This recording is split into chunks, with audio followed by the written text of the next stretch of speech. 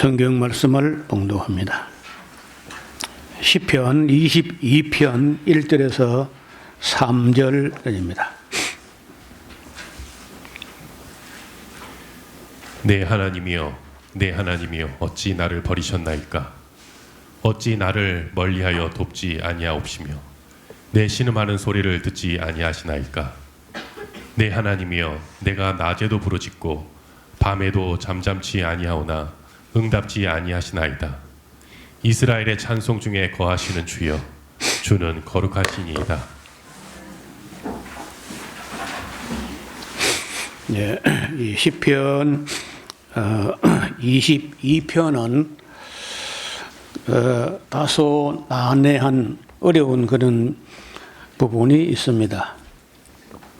보통 이 표제어에 어떤 때 쓴 시라 하는 말이 있는데 여기는 그런 말은 없고 야엘 렛 샤할 이건 뭐 내용을 우리가 알 수 있는 건 아니고 곡의 이름이라고만 그저 밝혀져 있습니다. 그래서 대체로 이 22편을 참회의 시라고 하는데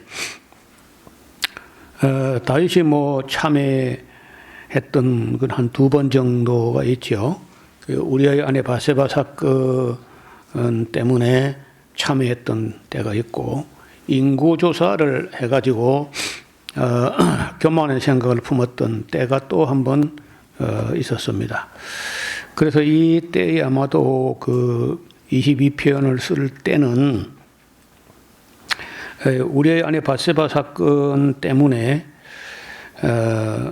너무 많은 사람들이 이제 대적을 하고 심지어 뭐 자기 아들 압살롬이 칼을 들어 덤빌 정도이고 그 다윗 주변에 있는 수많은 사람들이 다윗은 이제는 하나님 버리셨다. 특히 이제 베냐민 지파 사람이라든지 이런 사람들이 볼 때 그 다윗은 이제 기도해봐야 하나님이 다윗의 기도는 안 들을 거다. 전부 이제 그렇게 보고 있고 다윗 자신도 하나님 그저 정녕 나를 영원히 잊으셨는가 할 정도로 그 참담한 그런 때입니다. 그런데 이제 훗날 먼 그로부터 한 1000년이 지나서 예수님이 오셔서 십자가에 달려서 그 예수님 입에서 흘러나오는 어떤 고통과 신음소리 같은 그런 말씀들이 여기 시편 22편에 있는 내용하고 비슷한 말이 흘러나왔다는 거예요. 그래서 어떤 분들은 예수님 십자가 밑에서 그걸 따라 그 예수님 입에서 나오는 말이 나오면은 그 따라 읊조리고 있었던 그런 이야기도 있습니다. 베드로 사도의 말을 빌리면은 베드로 전서 1장 10절 11절에 보면은 옛날에 예언자들이 자기 속에 예언자들이 자기 속에 있는 그리스도의 영이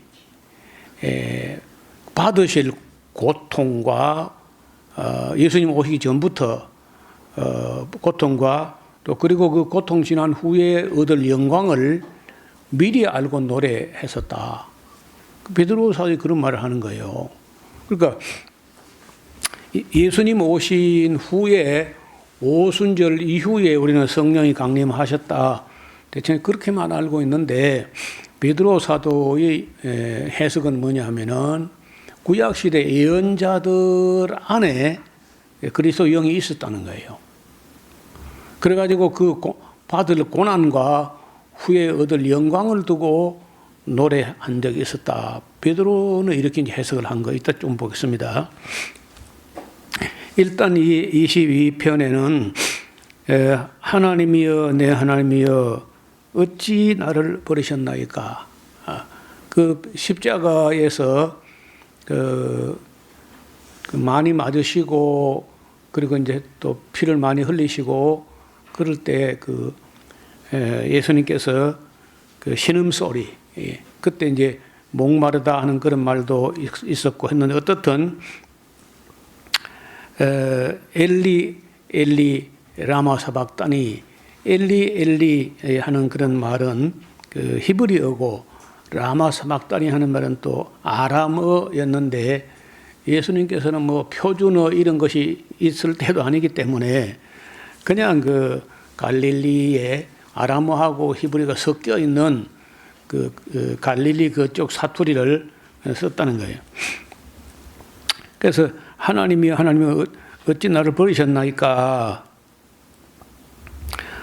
어찌 나를 멀리하여 돕지 아니하시며 내 신음하는 소리를 듣지 아니하시나이까? 이제 예수님 기도가 통하지 않게 된 것은 바로 그 이전 겟세마네 동산에서부터 이 자리 내게서 지나가게 하옵소서 했는데 1절 하나님께서 응답을 안 하신 거죠. 그리고 그 십자가에 달리신 그리스도인 그 하나님의 아들 하나님으로서가 아니라 육체를 가진 인간으로서의 예수님은 왜 하나님이 나를 안 도우실까? 왜 나를 버리셨을까? 하는 신음소리가 들렸다는 거예요. 내 하나님이여, 내가 낮에도 부르짖고 밤에도 잠잠치 아니하오나 응답지 아니하시나이다. 이스라엘 찬송 중에 거하시는 주 예수는 거룩하시니이다. 우리 열조가 죽게 의뢰하였고 또 의뢰하였으므로 저희를 건지셨나이다. 저희가 주께 부르짖어 구원을 얻었고 주께 의뢰하여 수치를 당치 아니했던 것은 역사적 사실이고, 그런데 나는 왜 하나님께서 아침에도 밤에도 낮에도 부르짖지만은 이렇게 구원치 아니하시는지. 지금 나는 벌레요, 사람도 아닙니다. 그냥 사람의 해방거리요, 백성의 조롱거리입니다. 밑에서 예수님께서 십자가에 달려있을 때 엘리 엘리 라마 사박다니 하니까 사람들이 듣고, 야, 엘리야를 부른다. 가만히 있어 봐라. 어디 보자. 엘리야가 나와서 좀 나 보자. 이렇게 조롱하고, 제가 그리스도라니까 구원하시겠지 하면서 계속 조롱하고 있었는데, 이건 좀 다윗이 노래했다면은 다윗은 자기 입장과 자기 처지와 자기 참담함을 가지고 이렇게 시를 썼을 텐데, 베드로 사도의 해석은 그런 이런 예수님 한 분뿐만 있었는 게 아니고 예레미야나 누구나 다 예언자들이 다 그리스도의 영이 자기 안에 있어가지고 그 그리스도가 받을 고난과 후에 얻을 영광을 늘 그렇게 아파하고 고민하고 했었다는 거예요. 7절 나를 보고 보는 자는 다 비웃으며 입술을 삐죽이고 머리를 흔들며 말하되, 저가 여호와께 의탁하는데 구원하시겠지, 구원하실걸, 저를 기뻐하시니 건지시지 않겠나, 이렇게 조롱한다는 거예요. 근데 오직 주께서 나를 모태에서 나오게 하시고 내 모친의 젖을 빨 때부터 의지하게 하셨나이다. 내가 날 때부터 주께 맡긴 바 되었고 모태에서 나올 때부터 주는 내 하나님이 되셨사오니 나를 멀리하지 마옵소서. 환난이 가깝고 도울 자 없나이다. 로마 병정이라든지 제사장이라든지 서기관 율법학자 다 둘러싸가지고 이제 예수님을 십자가로 향하여 갈 때 많은 황소가 나를 에워싸며 바산의 힘센 소들이 나를 둘렀으며 내게 그 입을 벌림이 찢고 부러지는 사자 같으니이다. 나는 물같이 쏟아졌으며 내 모든 뼈는 어그러졌으며 내 마음이 녹아가지고 마치 밀랍 촛밀같이 녹아서 내 속에서 녹았으며 내 힘은 말라 질그릇 조각같이 되었고 내 혀가 이틀에 붙었나이다. 주께서 또 나를 사망의 진토에 두셨나이다. 개들이 나를 에워쌌으며 악한 무리가 나를 둘러 내 수족을 찔렀나이다. 내가 내 모든 뼈를 셀 수 있나이다. 사람이 우리가 몸살만 해도 온 몸이 뼈마디마디가 다 쑤셔서 뼈마디가 몇 개인지 알 수 있겠다 이런 말을 하는데 그 예수님께서 십자가에 못 박혀 있을 때 그때 그 악한 무리가 나를 내 수족을 찔렀나이다. 내가 내 모든 뼈를 셀 수 있나이다. 저희가 나를 주목하여 보고 내 겉옷을 나누며 속옷을 제비 뽑나이다. 로마 병정들이 이제 무료하고 지루하니까 예수님께서 숨이 떨어져야 자기도 한숨 자든지 할 텐데 오랫동안 안 죽고 이제 뻗퉁거리고 그리 하니까 예수님은 그 전날 밤에 또 많이 맞으셔서 그렇지만은 그 한편 강도 이런 건장한 강도나 이런 사람들은요 그 십자가에 못 박아 놓으면은 건강한 사람 일주일간 안 죽는다는 거예요. 일주일간. 그래서 혹시라도 밤에 누가 와서 그 친구나 동료가 와가지고 십자가에 못 박히는 못을 빼고 그 다친 몸을 훔쳐가면 어떡하냐. 그래서 보통 이제 그 보초하는 사람들이 무료하고 지루하니까 또 위험하니까 얼마 지난 후에 그 사다리 놓고 올라가서 오한마를 가지고 이 다리뼈를 대퇴부, 하퇴부 그냥 작은 그 오한마를 가지고 부러뜨려 가지고 그렇게 보통 한다는 거예요. 그런데 예수님은 오전 9시에 못 박혔는데 오후 3시에 그냥 숨이 끊어진 거야. 목구멍이 떨어져 버리고. 그러니까 그저 뼈를 꺾지 않고 창을 가지고 옆구리를 푹 이렇게 찔렀더니 복수가 터져 나오고 해서 죽은 게 찔러도 아무렇지도 않으니까 그 죽었는가 보다 이렇게 했다는 건데 그와 같은 고난을 다윗이 이렇게 십자가 달린 적도 없고 수족을 찔린 적도 없고 그런데 왜 다윗의 입에서 이런 시가 흘러나오느냐. 1000년 후에나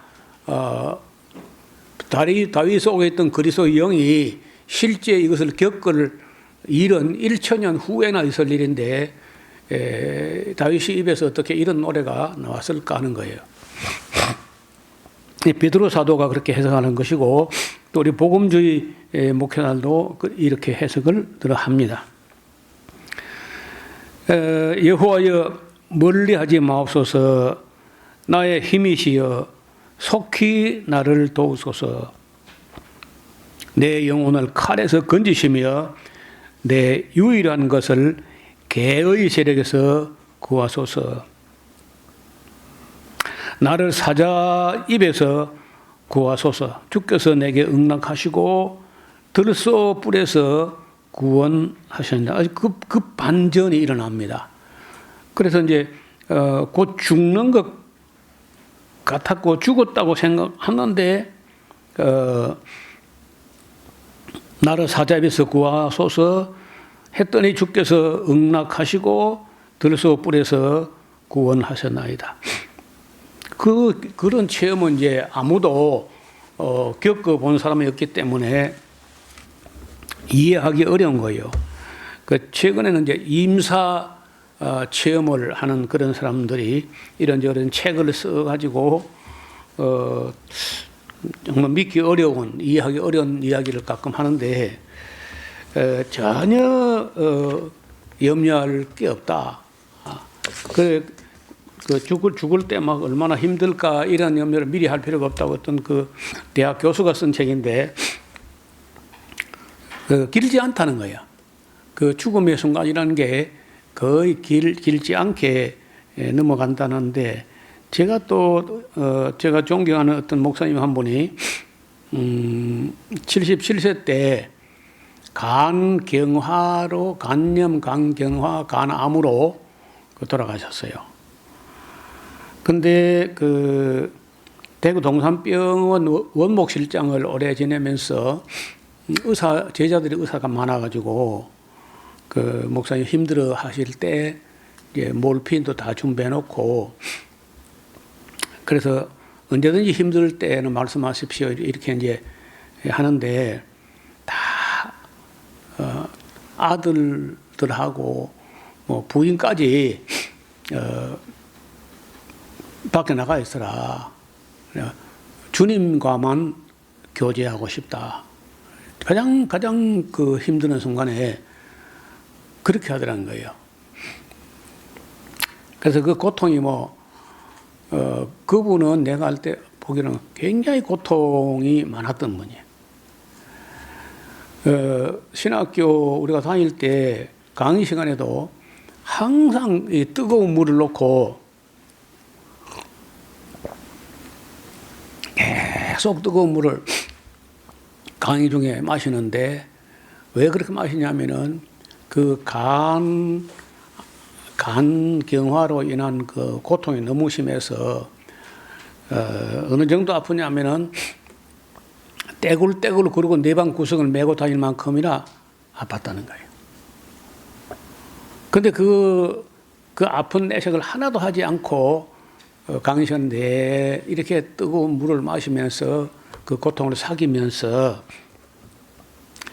그렇게 참으시다가 그 부산 지역에 있는 그 대먹지 않은 그런 목사들에게 떠밀려서 그 교수직을 내려놓고 다시 이제 대구로 가서 교회 이름이 한알의 밀 교회야. 한알의 밀.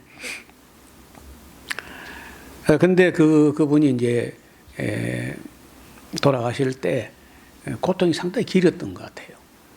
한 70세 정도 우리 강의할 때만 해도 겉으로는 잘 모를 정도로 조금 수척한 정도로 했는데 77세 넘어서까지 그 간경화로 간암으로 해가지고 돌아가실 때 너무 고통스러워했다는 거예요.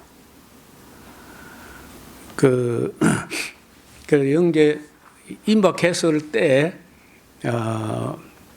기독교 서점에 한 가고 싶다 해가지고 모시고 갔더니 그 피에타상이라고 있잖아요. 십자가에서 예수님을 내려가지고 마리아가 죽은 예수를 마리아가 이렇게 안고 이렇게 있는 그림 그 조각 그걸 이제 조각한 걸 그림으로 그려놓은 걸 액자로 만들어가서 있으니까 그걸 가지고 싶다 하더래요. 그래 그걸 진짜 그러면 말씀하시지 하면서 그 사들여 가지고 집으로 가져와서 얼마 있다 이제 돌아가시는데 그 아버지 목사의 마지막 얼마간의 그 고통과 그 과정들을 책을 써서 그 아들도 이제 신학대학 교수인데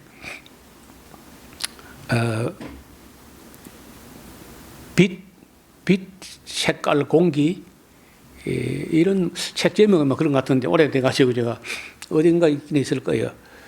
자그마한 책인데 그 빛을 그렇게 아쉬워하고 빛을 보는 것 그리고 공기 좋은 공기를 이렇게 마시는 걸 그렇게 소중히 여기고 뭐 그런 표현들을 하셨다는 거예요.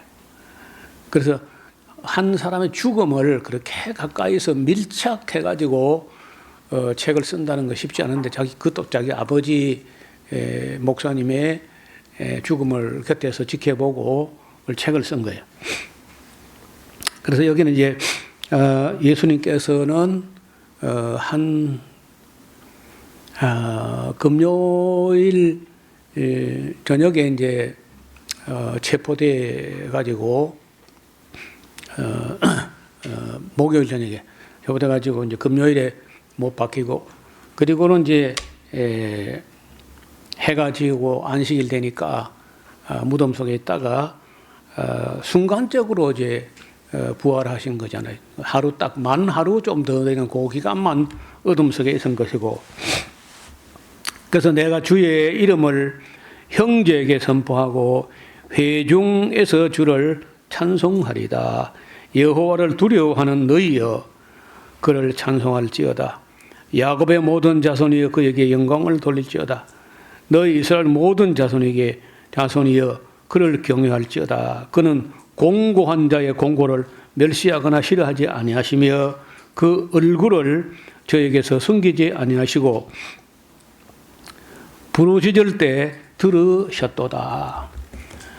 대회 중에 나의 찬송은 주께로서 온 것이니 주를 경외하는 자 앞에서 나의 서원을 갚으리이다.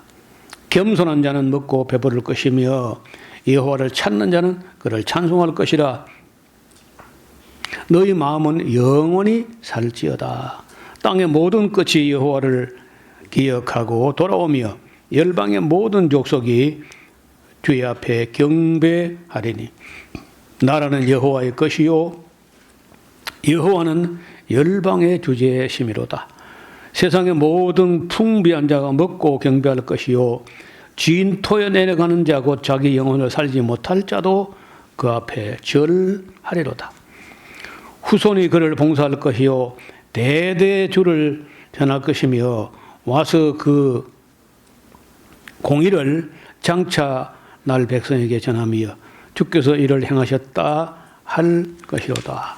그래서 이걸 보통 어떤 분들은 22편을 다윗이 이런 시를 노래했지만은 이는 자기 경험이 아니고 그리 다윗 안에 있는 그리스도 영이 1000년 후에 십자가에서 나올 그 예수님의 시름 소리를 미리 노래한 것이다. 이렇게들 해석들 합니다. 그런 면에서 예언시라고 할 수 있다는 거예요. 23편은 우리가 잘 아는 시편입니다. 여호와 로이, 여호와는 나의 목자시다. 이 로이라는 말의 어원에는요 친구라는 의미가 있다는 거예요. 라아 로이 하는 말이, 그래서 목자는 양을 친다 할 때 양을 때린다든지 이런 게 아니라 양의 친구가 되어주는 거다. 그런 의미로 말하는 분도 있었어요. 그래서 여호와가 목자시고 내가 양이라면은 내게 무슨 부족함이 있겠는가. 그가 나를 푸른 초장에 누이시며 실만한 물가로 인도하신도다. 가끔 제가 그 양에 대해서 말씀을 드렸는데 양과 염소가요 그거 보기보다 많이 먹습니다. 그 많이 먹는 양도 많이 먹지만 여러 가지를 먹어도 풀은 거의 안 가리고 먹다시피 하는 소나무 이파리, 대나무 이파리 세상에 저거 안 먹을 것 같은 것도 염소는 먹어요. 양이 먹는데, 그리고 그걸 조금 먹어가지고 오래 씹는 건지 아니면 또 뒤새김질까지 하니까 그렇게 많이 씹는 것처럼 보이고 많이 먹는 것처럼 보이는지 모르지만은 족한 줄을 몰라요. 아무리 그 풀을 갖다 줘도 마다하는 적이 없고 사양하는 법이 없어. 그래서 양은요 그 특성상 여간에서 눕질 않습니다. 우리나라에서 만약에 양이 오면 누울는지 몰라요. 풀이 너무 많으니까 먹다 지쳐서 들어오는지 모르는데 그 이스라엘 땅에 가서 사막, 빈들, 광야 이런 데 가면요 풀이 여기 하나 있고 저 최장로님 저 한 개 있고 아니면 저 현관 앞에 한 개 있고 그러니까 그 양이 50마리, 100마리 되면은 그 50마리, 100마리 양이 배부르게 뭐라면요 언제 누울 시간이 없어요. 항상 뭐 어딜 가요. 불을 찾아서. 근데 만약에 양이 누웠다. 푸른 초장에 누이시며라고 하면요. 진짜 실컷 먹어야 돼. 실컷 먹고 전혀 더 먹고 싶지 않을 정도로 만족할 만큼 먹어야 양이 눕든지 하지. 그리고 양이 움직이는 거 보면요. 항상 뭐 풀을 찾아서 혹 양이 길을 잃고 하지만 대부분 길을 잃지 않습니다. 왜냐하면은 맨 앞에 양은 왜 가느냐? 뒤에서 미니까. 그래서 앞으로 가야 돼요. 또 뒤에 거는요, 앞에서 가니까 따라가야지 또. 그러니까 계속 이거 움직이고 여간에 누울 일이 없어요. 잠도 뭐 거의 서서 자고. 양이 편안하게 푸른 초장에 눕는다는 것은 그건 정말 목자가 제대로 된 목자가 양을 잘 치면 뭐 혹 그럴지 몰라도 어려운 일. 그래서 푸른 초장에 누이시며 쉴만한 물가로 인도하시는도다.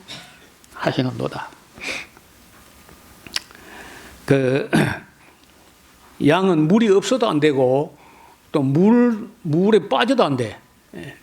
그 물에 빠지는 걸 굉장히 싫어합니다. 털이 두껍고 하니까 물에 빠지면 골치 아프잖아. 그래서 그렇다고 또 물이 없으면 안 돼. 그 목자는 뭘 알고 해서 물이 어딘지 알아야 돼요. 물이.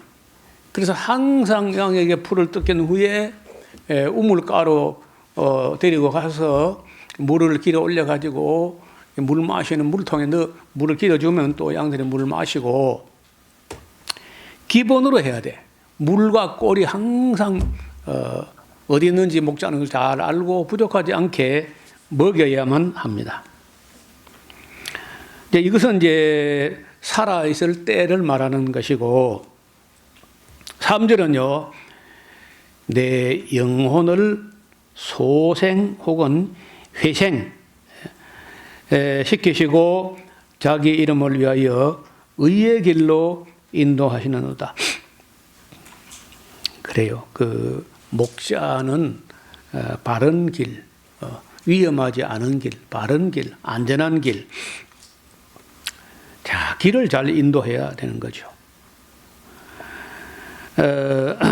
나는 지금도 서울에서 그 기도하는 사람을 위해서 뭐 그 이상한 짓 하는 목사들 참 딱한 일이고 성도들을 그런데 동원해가지고 무슨 태극기나 성족이나 이스라엘 길을 가지고 참 마음에 안 들어요. 의의 길로 인도하시는도다. 내가 사망의 음침한 골짜기로 다닐지라도 해를 두려워하는 것은 이 말은 좀 번역이 그렇게 원만하지 않은 것 같아요. 여기 다닐 여러분 목자가 양들을 사망의 음침한 골짜기로 다니게 하면 안 돼요. 그런 목자는 이상한 목자야.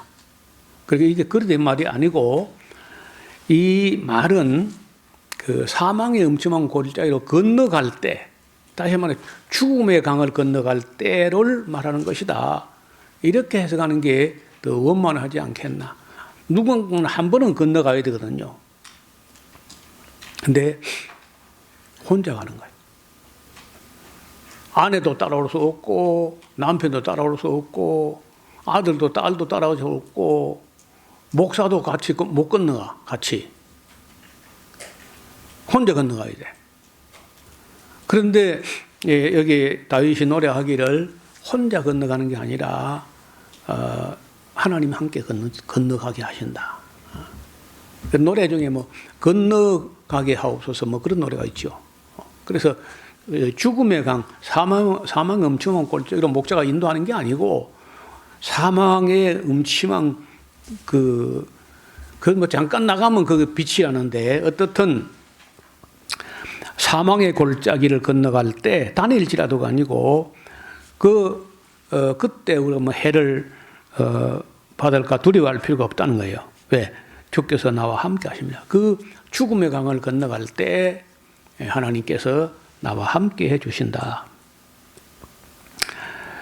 주의 지팡이와 막대기가 나를 안전하게 위로해 주시나이다. 그래서 주께서 내 원수의 목전에서 내게 상을 베푸시고 이 상이라는 식탁입니다. 식탁을 베푸시고 또 귀빈처럼 기름으로 내 머리에 바르셨으니 내 잔이 넘치나이다. 그래서 결론을 하면은 나의 평생에는 선하심과 인자하심이 푸른 초장으로 쉴만한 물가로 인도하실 것이고 또 죽음의 강을 건너갈 때는 내가 혼자 건너가는 것이 아니라 주께서 나와 함께 해줄 것이고 그 이후에는 내가 여호와의 집에 영원히 거한다. 영원히 거하려면 영생을 가진 사람만 가능한 거예요. 그래서 이 짧은 6절밖에 안 되는 짧은 시편이지만은 이 세상 살아갈 때는 푸른 초장 쉴만한 물가로 그리고 부족하지 않아서 풀을 넉넉히 먹고 눕게 하신다. 양이 이 땅에 풀밭에 엎드려 눕게 쉬게 하실 뿐 아니라 죽음의 강을 건너갈 때는 또 함께 동행해 주실 것이고 그 영혼을 소생시키고 쓰고 의의 길로 인도할 것이며 원수의 목전에서 내게 식탁을 베푸시고 기름으로 내 머리에 귀빈처럼 대접하시고 그래서 내 잔이 넘치게 된다. 나의 평생에는 그 선하심과 인자하심이 정녕 나를 따를 것이고 그리고 내가 여호와의 집에 영원히 거하게 될 것이다. 이런 노래를 했다는 거예요. 아마도 시편 150여 편 중에 1편은 모든 시의 서시와 같은 그런 시였고 그 중심에는 시편 23편이 있지 않겠나. 그래서 이제 우리는 잘 그렇게 안 하는데 그 미국 사람들은 시편 23편을 장례식 때 예전문으로 써요. 장례식 때. 그러니까 아까 말씀드린 대로 그 사망의 음침한 골짜기를 다닌다는 게 아니라 건너갈 때 사망의 골짜기를 건너갈 때 두려워하지 않게 다 두렵다는 거예요. 다 죽음이 다가오면은 야 내가 마지막에 어떻게 죽지? 예. 어떤 분은 뭐 어떻게 죽는 것도 모르고 죽다 보니까 자고 나왔는데 돌아가셨어. 그날 뭐 오전에 그 목욕하시고 샤워 다 뭐 깨끗하게 하고 옷 갈아입고 저녁에 아무런 신음 소리도 하나 없이 잠드는데 아침에 안 일어나는 거예요. 우리 어머니 같은 분은 일주일간 주무셨어요. 그 주무시는 중에 그냥 아프다 뭐 이런 것도 없이 그냥 안 깨고 잠들었어. 영원히. 근데 그 어머니, 우리 어머니는 늘 그 소원이 그거였어요. 나이가 한 70 넘어 됐을 때부터 아마 그 비슷한 소리 했는데, 아이고, 뭐 자는 잠에 조용히 가야 될 텐데, 괜히 그런 말을 할까 해요. 괜히 그냥. 그 뭐 특별히 안 아파도 그런 얘기를 했고 하더라고. 근데 진짜 그 말한 대로, 일주일간 깊은 잠에 너무 숨소리가 고르기 때문에 형님한테, 형님 안 들어가실 것 같습니다. 애기 잠자는 것처럼 그렇게 새끈새끈 숨 소리가 고르고, 그런 조용히 가시더라고. 야, 내 생각에, 의인의 죽음 같도다. 그렇게 죽음을 참, 그 5가지 뭐 오복 중에 고종명이라고, 제일 아름다운 마지막 끝 마무리를 참 평안하게, 그리고 뭐, 비명 지르거나 뭐 끙끙 앓거나 신음소리나 그런 것도 없이 그렇게 하는 혹이 있어요. 여기 원지 있을 때는 한 분이 키가 뭐 150cm 좀 될까 말까, 할머니가 꼬장꼬장하고 키가 자그마한 한 분이 아들이 6인가 되는데 자기 어머니를 교회 못 나게 하는 거야. 아들들이, 며느리도 그러고. 근데 막 호통을 치면서 뭐 당당하게 큰 소리 치고 할머니가 그랬어요. 그러니까 돌아가실 때 아무래도 돌아가실 것 같다고 이제 자녀들이 연락이 와서 가서 예배라도 드리고 오늘 내일 한다는 거야. 그래 뭐 예배 드리면 좋겠다 싶어서 예배 드렸는데 예배 드린 중에 갔어. 이제 보통 이제 누워 계시면은 손을 허리 응치 바로 엉덩이 바로 위에 허리 밑에 손을 이렇게 넣어 보거든요. 돌아가시면 뼈가 축 처져요, 이게. 살아있을 때는 이게 요렇게 아치가 있습니다.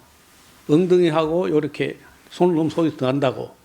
그런데 팍 주저앉아, 숨이 끊어지면요, 팍 주저앉아요. 그래, 뭐, 옛날 어른들 말 들어서 손을 이렇게 넣어봤는데 손이 들어가더라고. 그리고 이제 마치 뭐, 돌아가신다 이런 생각 없이 성도 집에 왔으니까 예배 드립시다 하고 예배 드리는 중에 숨이 멎었어, 그냥. 어떻게 그렇게, 그런 건을 한 2건 봤는데, 저쪽 진주 넘어가는 거 지경 쪽에서도 할머니 한 분이 그렇게 갔고, 원지에서도 그렇게 가신 분이 있었어요. 그래서 저도 나이가 이제 들어가니까, 야, 우리 어머니 같은 분이 또 있겠나. 잠을 진짜 영면하듯이 긴 잠에 들어서 깨지 않고 그냥 가는 그런 모습을 봤습니다. 그래서 나의 평생에는 선하심과 인자심이 정녕 나를 따르리니 내가 여호와의 집에 영원히 거하리로다. 우리가 뭐 그거 바라는 거 아닙니까? 그 외에 뭐 영원히 거하려면은 영생을 얻어야 영원히 거하는 거죠. 그래서 다윗이 여기 20편부터 전쟁에 나가면서 군가를 부르고 나가서 개성가를 부르고는 그리고는 이제 한참 그 중요한 때에 큰 고비가 다 넘어왔다 싶을 때 시험에 들어가지고 우리 안에 바스바 사건이 나서 참회시를 22편에서 보고 23편에 그래도 자기 삶을 요약해서 보니까 여호와가 나의 친구, 나의 로이, 나의 목자였었다. 부족함이 없었다. 그리고 내 영혼을 소생시켜서 자기 이름을 위해서 의의 길로 인도하시고 죽음의 강을 건너갈 때 두려워하지 않아도 되었다. 하나님 함께 하셨다. 자, 이런 그 신앙 고백 시가 보존되어서 아마 그리스도인들이 좋아하는 시편으로 하면은 그 1편과 23편이 아니겠는가 그런 생각을 합니다. 25장 5편은 다음 시간에 보겠습니다. 하나님 아버지, 오늘도 하나님의 사람 다윗이 하나님을 노래한 몇 편의 시를 살펴보았습니다. 그의 신앙 고백이기도 하고 그의 기도이며 찬양이기도 하고 또 그의 삶이 녹아있는 그런 노래를 오늘도 들었습니다. 우리도 이 세상 사는 동안에 부족한 것이 없게 해주셨고 또 우리가 죽음의 강을 건너갈 때에도 두려워하지 않을 것은 주께서 우리가 함께 건너가 주실 것을 믿습니다. 우리의 원수 앞에 상을 베푸시고 또 기름으로 우리의 머리에 발라서 마치 귀한 귀빈처럼 대접을 하시고 평생에는 우리의 선하심과 인자심이 우리를 따르다가 우리가 마침내 하나님의 집에 영원히 거하게 될 다윗의 노래처럼 되기를 원합니다. 아버지 하나님, 이 한 주간도 또 주의 도우심을 힘입어 선한 싸움을 싸울 때 어디를 가든지 때마다 일마다 하나님의 도우심과 함께 하심을 체험하게 하옵소서. 예수님 이름으로 감사드리고 기도하옵나이다. 아멘.